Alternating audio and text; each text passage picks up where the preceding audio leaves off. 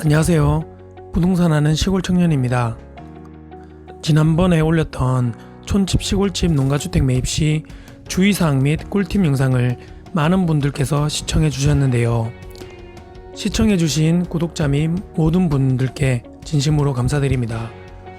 이 영상은 지난번에 올렸던 영상인데 생각보다 노출이 안 돼서 재업로드합니다. 양해 부탁드리겠습니다. 이런 부동산 정보 영상을 자주 올려드리고 싶지만 정확한 정보와 내용들을 정리해서 말씀드리려다 보니 내용 정리와 편집하는데 시간이 많이 소요됩니다. 최소한 한두 달에 한 번은 꾸준하게 올릴 수 있도록 노력하겠습니다. 구독과 좋아요는 저에게 큰 힘이 되니 앞으로도 많은 시청 부탁드리겠습니다. 그러면 오늘은 토지 땅 매입 전 알아야 할 기본적인 사항에 대해 말씀드려 보겠습니다. 토지를 매입하기 위해서는 주변 환경, 입지, 도로, 모양부터 해서 규제 정보, 방향, 경사도, 시세 등 고려해야 할 사항들이 한두 가지가 아닌데요. 그 중에서도 가장 중요한 도로와 용도 지역에 대해 말씀드려 보겠습니다. 토지 매입 시에 가장 중요한 부분은 누가 뭐래도 도로입니다. 도로는 진출입뿐만 아니라 건축허가의 판단 기준이 되기 때문에 아주 중요한데요. 단순히 도로가 있다고 해서 끝나는 게 아니라 어떤 도로를 접하고 있느냐에 따라 건축 허가가 달라지고 건축 규모, 건축 종류들이 달라집니다. 예를 들어 일반 주택 같은 경우 도로에 크게 구애를 받지 않지만 공장, 카페, 음식점 등은 규모가 일정 면적 이상 되면 4에서 6m 이상의 도로를 요구하고 대규모 전원단지를 개발하실 경우도 최소 4m 이상의 도로를 확보해야 합니다. 이처럼 도로 조건에 따라 건축행위 여부뿐만 아니라 건축 종류도 달라지게 됩니다. 그러면 건축 허가에서 도로는 어떤 의미를 가지고 있을까요? 건축 허가를 받으려면 다음에 건축법상 두 가지 기본적인 조건을 갖추어야 합니다. 건축법상의 도로, 보행과 자동차 통행이 가능한 너비 4m 이상의 도로를 접하고 건축물의 대지는 2m 이상이 도로에 접하여야 한다라는 이 두 가지 조건을 갖추게 되면 일반적인 건축 허가가 가능합니다. 예외적으로 지형적인 조건으로 인해 차량 통행이 불가능한 구조의 도로는 3m 이상의 도로면 족하고 막다른 도로의 경우 10m 미만이면 2m 이상, 10m 이상 35m 미만이면 3m 이상, 35m 이상이면 6m 이상의 도로가 확보되어야 합니다. 좀 전에 말씀드린 이 막다른 도로의 경우를 잘 보셔야 합니다. 모르고 사시면 꽤 큰 손해를 가져올 수 있기 때문인데요. 저의 경험을 토대로 저희 집을 예시로 한번 들어보겠습니다. 2015년도에 기존에 있던 집을 허물고 새로 신축을 하였습니다. 참고로 저희 집은 비도시 지역의 읍면 단위 지역입니다. 영상에서의 지적도를 보시면 아시겠지만 북쪽과 남쪽에 막다른 도로 두 곳을 접하고 있습니다. 북쪽은 37m, 남쪽은 29m의 막다른 도로입니다. 북쪽은 35m 이상으로 비도시 지역이라 4m 이상의 도로를 확보해야 하고 남쪽은 10m에서 35m 미만으로 3m 이상의 도로를 확보해야 합니다.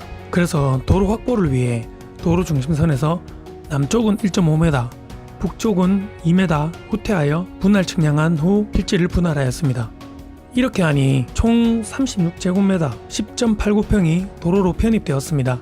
이 두 곳에서 막다른 도로가 있다 보니까 도로가 꽤 많이 편입되었습니다. 땅값이 평당 70만원이라고 가정할 때 계산해보면 약 760만원 정도가 날라간 셈입니다. 저 같은 경우 기존에 가지고 있던 집이라 손해가 덜하지만 땅값을 모두 지불하고 매입한 후 이런 상황이 발생했다면 큰 손해를 봤을 것입니다. 이러한 부분 말고도 도로로 편입된 면적을 제외한 면적에 대해 건폐율과 용적률을 산정하고요.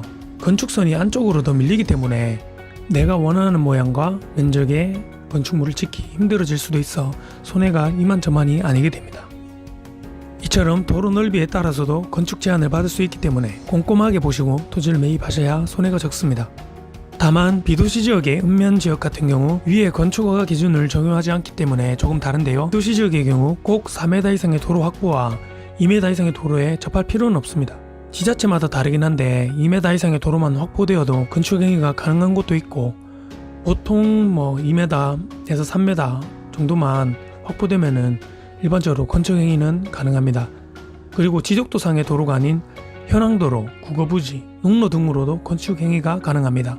이러한 부분은 지자체의 조례마다 건축 허가 여부가 다르기 때문에 해당 지자체에 문의해 보시는 게 가장 좋습니다. 그리고 지적도상의 도로를 접하고 있다고 안심하시면 안 되고 그 도로의 등기부 등본을 떼서 소유자를 확인하셔야 합니다. 국군유지라면 문제가 없지만 개인의 소유 혹은 공유지분의 소유라면 소유자의 동의가 필요할 수도 있으니 반드시 확인하시기 바랍니다.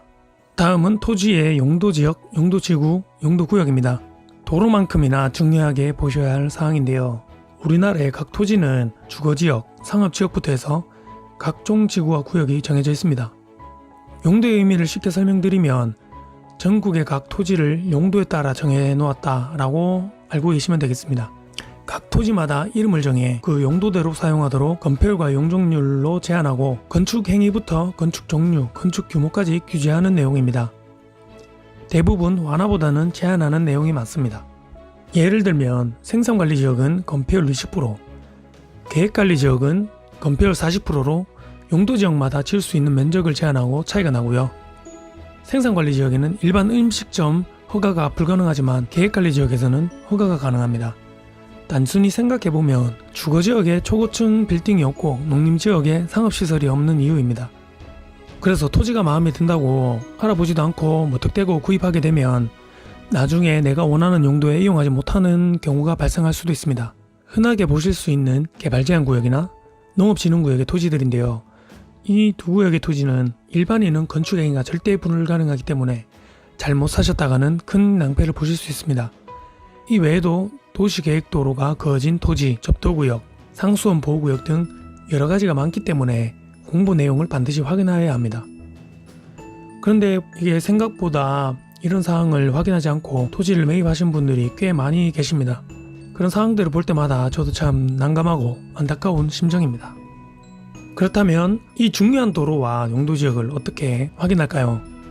먼저 네이버 지도와 다음 지도의 지적 편집도를 활용하는 것입니다. 대표로 제가 네이버 지도를 활용해 보겠습니다. 먼저 내가 확인하고 싶은 토지의 주소를 알아야 하고요. 토지의 지번을 입력한 후에 이제 요 오른쪽 상단에 보시면 위성지도와 지적 편집도를 클릭해 줍니다.